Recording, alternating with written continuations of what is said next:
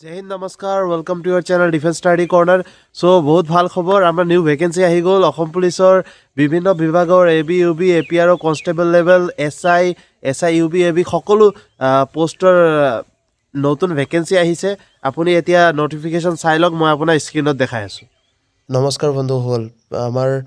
Vacancy আহি গৈছে। আপোনালোকে দেখা পাই আছে স্ক্ৰীণত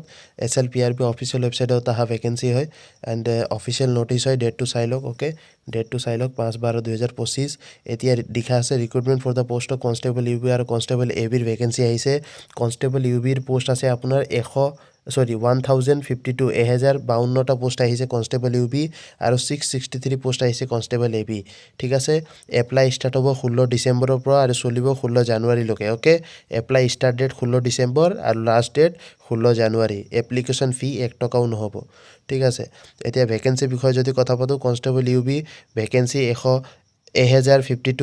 1052 আৰু কনষ্টেবল এ বি ভেকেঞ্চি 663।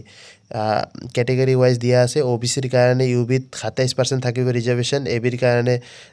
27% OBCত, লগতে টি ট্ৰাইবৰ 3% থাকিবই,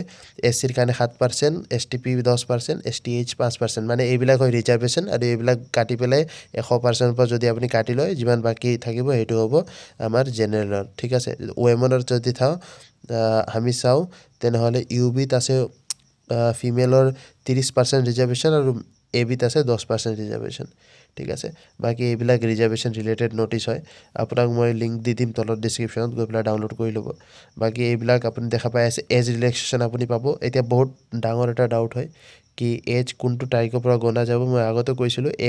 এজ আপোনাৰ 1 জানুৱাৰীৰ পৰা কাউণ্ট হ'ব। ঠিক আছে, 1 জানুৱাৰীৰ পৰা। চ' 1/1/2026 পৰা আপোনাৰ এজ কাউণ্ট হ'ব। 18 বছৰৰ পৰা 25 বছৰৰ ভিতৰত আপুনি থাকিব লাগিব। ঠিক আছে, ইয়াতো ৰিলেক্সেশ্যন পাব। SC ST STHৰ কাৰণে আপুনি 5 বছৰ ৰিলেক্সেশ্যন, OBC MOBCৰ কাৰণে 3 বছৰ, হোম গাৰ্ডৰ কাৰণে VDPৰ কাৰণে এডিশ্যনেল 3 বছৰ পাব। আৰু যদি SPPO স্পেচিয়েল অৰ্গেনাইজেশ্যন আছিলে তেনেহ'লে 10 বছৰ আপুনি ৰিলেক্সেশ্যন পাব। ঠিক আছে, এইবিলাক হয়। আৰু কনষ্টেবল ইউ বিৰ গমেই পায়, HS লাগিব, ক্লাছ 12 পাছ লাগিব আপুনি, লগতে আপোনাৰ এ বিৰ কাৰণে ক্লাছ 10 পাছ হয়। এইবিলাক আপুনি গমেই পায়, হয় নে নহয়? বাকী হাইটৰ বিষয়ে যদি কথা পাতোঁ, জেনেৰেল OBC MOBC SCৰ কাৰণে মেলৰ কাৰণে 162 চেণ্টিমিটাৰ হ'ব লাগিব, ফিমেলৰ কাৰণে 154, আৰু যদি STP আৰু STH হয় তেনেহ'লে 160 হ'ব লাগিব মেল, আৰু ফিমেল হ'ব লাগিব 152। এইটো হাইটৰ ক্ৰাইটেৰিয়া। আৰু চেষ্ট অনলি মেনৰ চেষ্ট চেক হয়, ফিমেলৰ চেষ্ট চেক নহয়। চ' মেনৰ কাৰণে আপুনি চাব পাৰে general OBC MOBC SC ST এইবিলাক কাষ্টৰ কাৰণে নৰ্মেল 80 চেণ্টিমিটাৰ হ'ব লাগিব, আৰু ফুল হোৱাৰ পিছত মানে এক্সপাণ্ড কৰাৰ পিছত 5 চেণ্টিমিটাৰ বঢ়াব লাগিব, 85। অ'কে, STHৰ কাৰণে 78, লগতে বহোৱাৰ পিছত 5 চেণ্টিমিটাৰ। বাকী এইবিলাকতো মই অলপ আগত আপোনাক বুজাই দিলোঁ। এইবিলাক ওপৰখিনি মই বুজালোঁ, হয় নে নহয়? চ' বাকী মই বুজাই আছোঁ আপোনাক। আই ন' সকলোৱে চিলেকশ্যন প্ৰচেছ জানে, তেতিয়াও আমি এবাৰ চিলেকশ্যন প্ৰচেছৰ বিষয়ে কথা পাতিলোঁ। চ' চিলেকশ্যন প্ৰচেছত আমি প্ৰথমতে যদি চাওঁ, ফিজিকেল ষ্টেণ্ডাৰ্ড টেষ্ট হ'ব PST, আৰু তাৰপিছত হ'ব ফিজিকেল এফিচিয়েঞ্চি টেষ্ট। আপুনি দেখা পাই আছে PET। ঠিক আছে, তাৰপিছত ডকুমেণ্ট ভেৰিফিকেশ্যন হয় PET আৰু PST আগত। চ' সেইটো ডকুমেণ্ট ভেৰিফিকেশ্যনত আপুনি যোন ডকুমেণ্ট ছাবমিট কৰিছে এপ্লাই কৰাৰ সময়ত সেইটো দেখাব লাগিব ইমানে। ঠিক আছে, তাৰপিছত ফিজিকেল ষ্টেণ্ডাৰ্ড টেষ্ট আৰু প্ৰি মেডিকেল চেকআপৰ বিষয়ে কথা পাতোঁ। ফিজিকেল ষ্টেণ্ডাৰ্ড টেষ্টত আপোনাৰ চেষ্ট আৰু হাইট চেক হয়। তাৰপিছত আপোনাৰ মেডিকেল হয়। মেডিকেলত দেখা পাই আছে আপুনি নকনি, vision test, colour blindness test, flat foot, varicose vein, লগতে ফিজিকেল ডিফৰ্মিটি যদি কিবা এটা আপোনাৰ অসুবিধা আছে সেইটো চেক হ'ব PETত। তাৰপিছত হ'ব ফিজিকেল এফিচিয়েঞ্চি টেষ্ট। ঠিক আছে, 40 মাৰ্কৰ হয় PET ইউ বিৰ কাৰণে, আৰু এ বিৰ কাৰণে হয় আপোনাৰ 60 মাৰ্কৰ। ঠিক আছে, ইউ বি মেল আৰু ফিমেল দুটাৰে কাৰণে 40 মাৰ্ক হ'ব, আৰু এ বি মেলৰ কাৰণে 60 মাৰ্ক আৰু ফিমেলৰ কাৰণে কিমান 40 মাৰ্কৰ এক্সাম হ'ব। ঠিক আছে, সেইটো গম পালে সকলোৱে। যোনে PST physical standard test clear কৰিব সিহঁতে PETত আহিব পাব। মানে যোনে হাইট চেষ্ট ক্ৰাইটেৰিয়া ক্লিয়াৰ কৰিব সিহঁতে ইয়াত আহিবলৈ পাৰিব। ঠিক আছে, ইয়াত PET দিবলৈ পাৰিব। তাৰপিছত মেল কেণ্ডিডেটৰ কাৰণে ৰেচ হয়। ৰেচ কি হয় দেখা পাইছে, 3200 মিটাৰৰ ৰেচ হয়, দৌৰ হয়, মানে ৰানিং হয়, যোনটো আমি ইউজুৱেলি ৰানিং বুলি কওঁ। 3200 মিটাৰ হ'ব 14 মিনিটৰ ভিতৰত, 840 ছেকেণ্ড, আৰু লং জাম্প হ'ব 335 চেণ্টিমিটাৰ আপুনি মাৰিবই লাগিব মিনিমাম, আৰু আপুনি 3টা চান্স পাব। ঠিক আছে, তাৰপিছত যদি মাৰ্কৰ বিষয়ে আমি চাওঁ তেনেহ'লে যদি আপুনি এক্সিলেণ্ট মাৰিব আছে 10 মিনিটৰ ভিতৰত আপুনি মাৰিব লাগিব 3200 মিটাৰ দৌৰিব লাগিব আপুনি 20 নম্বৰ পাব আৰু যদি আপুনি 630 ছেকেণ্ডৰ ভিতৰত দৌৰে তেনেহ'লে আপুনি 17.6 মাৰ্ক পাব তেনেকৈ মাৰ্ক কমি যাব ঠিক আছে আৰু মিনিমাম কোৱালিফাই কৰিবলৈ আপুনি 840 ছেকেণ্ড মানে 14 মিনিটৰ ভিতৰত সোমাবই লাগিব ঠিক আছে তেতিয়া আপুনি 10 মাৰ্ক পাব তাৰপিছত যদি আমি লং জাম্পৰ বিষয়ে কথা পাতোঁ লং জাম্প CCTVৰ চাৰ্ভিলেঞ্চত হ'ব CCTV লাগি থাকিব ঠিক আছে সেইটো টেনশ্যন একো নাই বাকী যদি আপুনি 335 মিটাৰ মাৰে মানে জাষ্ট কোৱালিফাই কৰে লং জাম্প 3 চান্স পাব কোৱালিফাই কৰিবই লাগিব কোৱালিফাই কৰিলে 10 মাৰ্ক পাব আৰু যদি এক্সিলেণ্ট মাৰে 500 মিটাৰ মানে 16.5 ফুট যদি আপুনি মাৰে আপুনি একজেক্টলি 20 নম্বৰ পাব ফুল মাৰ্ক তাৰপিছত চিনাপ আছে 20 নম্বৰ এইটো চিনাপ কিহৰ কাৰণে বুজি লওক চিনাপ খালি এবিৰ কাৰণে হয় ঠিক আছে ইউবিৰ কাৰণে নহয় ইউবিৰ কাৰণে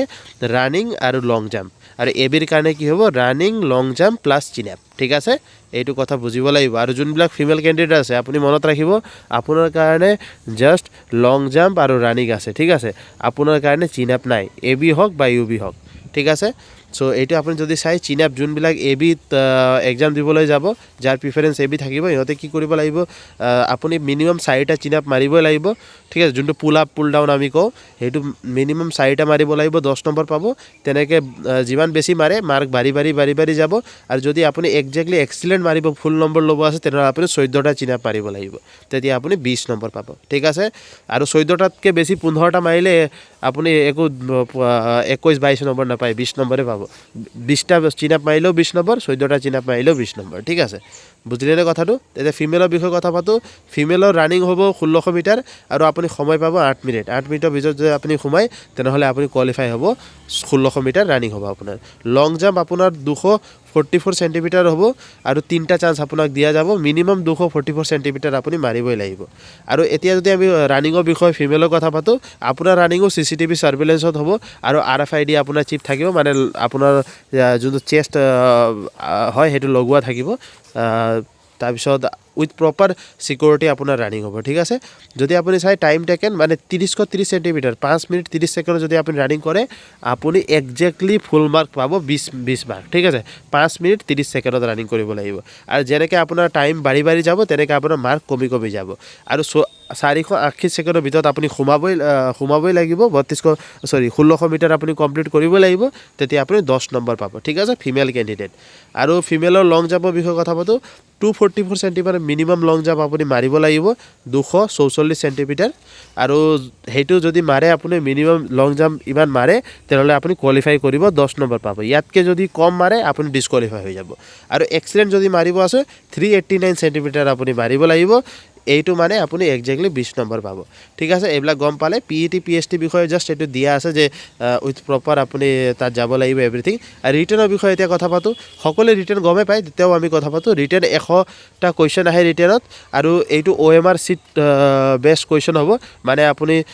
OMR চিটত গোল কৰিব লাগিব ঠিক আছে কলম দি আৰু এইটো ক্লাছ 9 আৰু 10 লেভেলৰ এক্সাম হয় ঠিক আছে চ' ৰিটেন এক্সাম 50 মাৰ্কৰ হয় আৰু তাত নেগেটিভ মাৰ্কিং 1 মাৰ্কো নাথাকে আৰু ইয়াৰ চিলেবাছ আপুনি গমেই পায় চিলেবাছ হয় এলিমেণ্টাৰী মেথমেটিক্স মানে মেথমেটিক্স থাকিব ইংলিছ থাকিব ৰিজনিং থাকিব আছাম GK ইণ্ডিয়ান GK থাকিব লগতে কাৰেণ্ট এফেয়াৰ থাকিব এইটোৱে হয় ঠিক আছে দেখা পাইছে আপুনি আৰু ইয়াৰ বিষয়ে আমি অলপ আগত যোনটো কোৰ্চত ক'লোঁ সেই কোৰ্চত এইটো পুৰা আমি ক'লে আপোনাক প্ৰিপেয়াৰ কৰি দিম চ' এইটো টেনশ্যনে ল'ব নালাগে আপুনি ঠিক আছে এইটো ফুল্লি আমি প্ৰিপেয়াৰ কৰিম DSP চিলেকশ্যন PDF কোৰ্চত ওপৰত নম্বৰ পপ আপ কৰি আছে তাত কল কৰক ফুল্লি আপোনাক ৰিটেনৰ কাৰণে প্ৰিপেয়াৰ কৰি দিম তাৰপিছত ডেট ৰিটেন এক্সামৰ ডেট আফটাৰ যেতিয়া আপোনাৰ এক্সামিনেশ্যন হৈ যাব নম্বৰ আছে ক্লাছ 12ত তেনেহ'লে আপুনি 2 নম্বৰ এক্সট্ৰা পাব 60%ৰ পৰা 75%ৰ ভিতৰত যদি আপোনাৰ নম্বৰ আছে 3 মাৰ্ক এক্সট্ৰা পাব আৰু 75%ৰ ভিতৰত যদি আপোনাৰ নম্বৰ আছে তাতকৈ ওপৰত যদি আপোনাৰ নম্বৰ আছে আপুনি 5 নম্বৰ এক্সট্ৰা মাৰ্ক পাব ঠিক আছে আৰু তাৰপিছত হ'ব ভাইবা প্ৰথমতে ফিজিকেল ৰিটেন তাৰপিছত ভাইবা আৰু ভাইবা আপোনাৰ 5 নম্বৰৰ হ'ব ভাইবা আপোনাৰ যিকোনো কুৱেশ্যন সুধিব পাৰে ভাইবা ঠিক আছে তাৰপিছত ফাইনেল মেৰিট লিষ্ট বনোৱা যাব ফাইনেল মেৰিট লিষ্ট আপোনাৰ কি হ'ব constable UB both male and female কাৰণে 1 নম্বৰৰ ভিতৰত UB both male আৰু female কাৰণে ফাইনেল মেৰিট বনিব য'ত আপোনাৰ PET হ'ব 40 মাৰ্কৰ ৰিটেন হ'ব 50 মাৰ্কৰ একাডেমিক থাকিব এক্সট্ৰা মাৰ্ক থাকিব 5 মাৰ্ক আৰু ওৰেল আৰু ভাইবা 5 মাৰ্ক মানে 100 মাৰ্কৰ ফাইনেল মেৰিট হ'ব কনষ্টেবল UB both male আৰু ফিমেল কেণ্ডিডেটৰ কাৰণে যদি আমি চাওঁ কনষ্টেবল UB মেল কেণ্ডিডেটৰ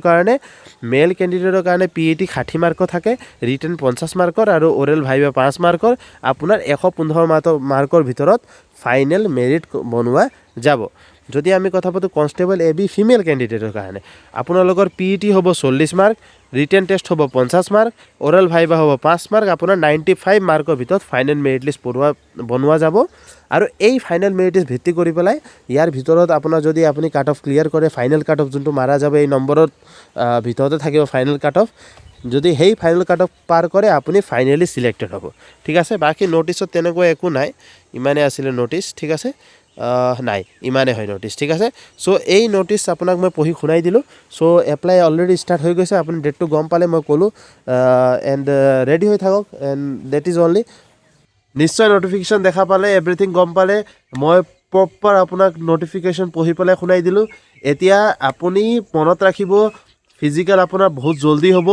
ফিজিকেলতকে ইম্পৰ্টেণ্ট হয় ৰিটেন বিকজ ৰিটেন এটা সিলেকশ্যন কৰা ফেজ হয় physical just cut off clear কৰিব লাগিব কাট অফ ক্লিয়াৰ কৰিব ৰিটেনত বহিবলৈ পাব কিন্তু ৰিটেনত যদি ভাল পাৰফৰ্মেঞ্চ কৰে তেনেহ'লে সিলেকশ্যন 100% চিয়'ৰ আছে সেইকাৰণে আপোনাৰ কাৰণে আমি লৈ আহিছোঁ DSP সিলেকশ্যন PDF কোৰ্চ এই PDF কোৰ্চত আপুনি Assam part Indian part Assam and static GK